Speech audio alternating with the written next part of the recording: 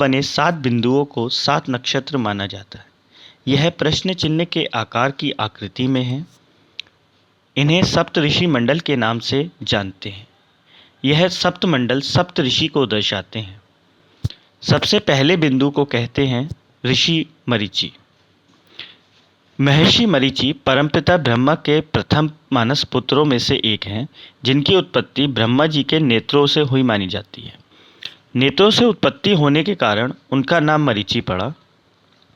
इनकी पत्नी दक्ष कन्या संभूति थी। इनकी 2 और पत्नियां थीं, कला और उर्ण। संभवत उर्ण को ही धर्मव्रता भी कहा जाता है, जो एक ब्राह्मण कन्या थी। दक्ष के यज्ञ में मरीचि ने भी शंकर का अपमान किया था। इस पर शंकर ने उन्हें भस्म कर डाला था।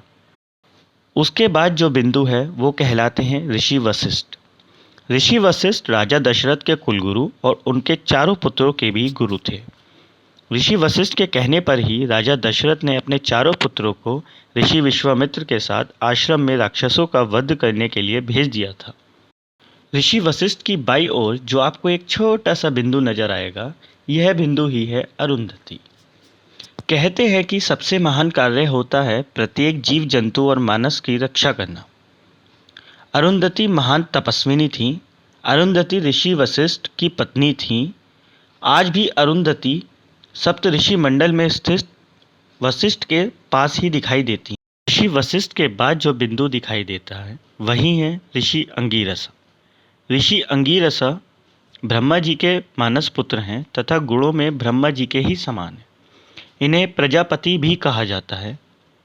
इनके दिव्य आत्मज्ञान, योग बल, तप साधना एवं मंत्र शक्ति की विशेष प्रतिष्ठा है।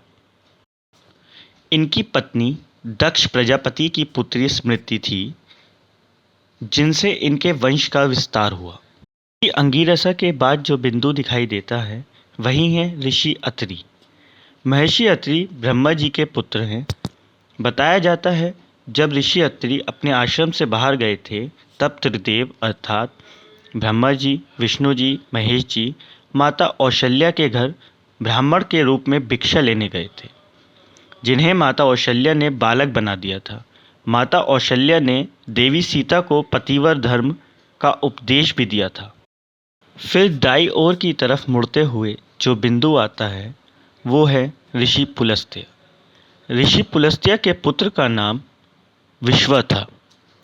कालांतर में जिनके वंश में कुबेर और रावण आदि ने जन्म लिया तथा राक्षस जाति को आगे बढ़ाया।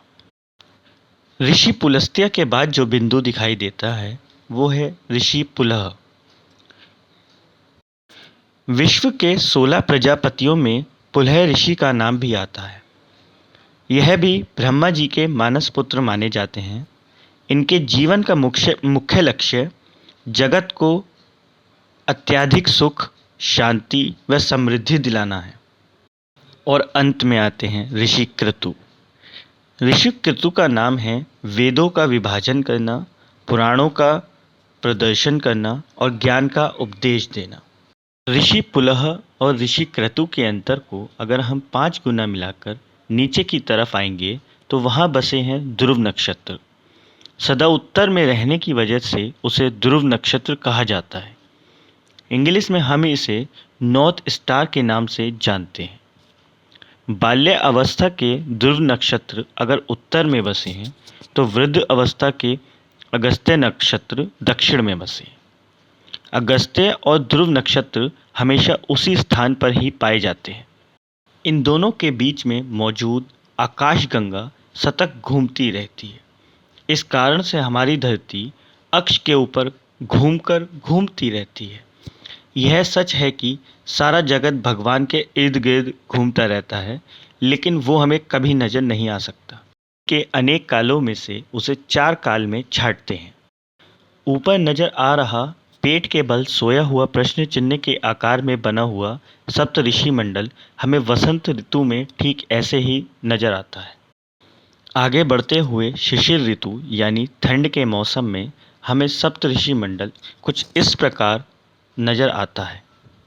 फिर शरद ऋतु में जब सारे पत्ते झड़ने लगते हैं तब सप्त ऋषि मंडल हमें ऐसे पीठ के बल सोया हुआ प्रश्न चिन्ह के आकार में नजर आता है।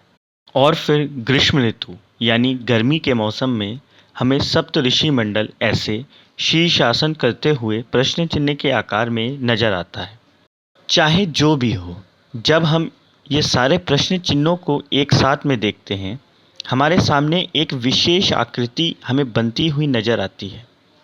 वही कहलाता है हमारा स्वस्तिक। स्वस्थ का मतलब है आरोग्यवान। स्वस्तिक का महत्व मेरे गुरु मुझे हमेशा से बताते आए हैं, लेकिन हर क्षण प्रयोग में ला रहे इस स्वस्तिक का जन्म कहाँ से हुआ, ये मैंने अपने गुरु द्वारा जाना, जो आप सभी को मैंने बांटना चाहा। ध्रुव नक्षत्र को देखते हुए हमें ये मालूम होता है कि हम पूरी जिंदगी जिस दिशा की ओर बढ़ते जा रहे हैं वही है उत्तर दिशा। इसीलिए शायद हमारी भूमि पर उत्तर में अधिक जमीन और दक्षिण में ज़्यादा जल है। विषय को इतनी सुंदरता से वीडियो के रूप में बनाकर आप सभी को समझाने का श्रेय जाता है आदेश सर को। धन्यवाद।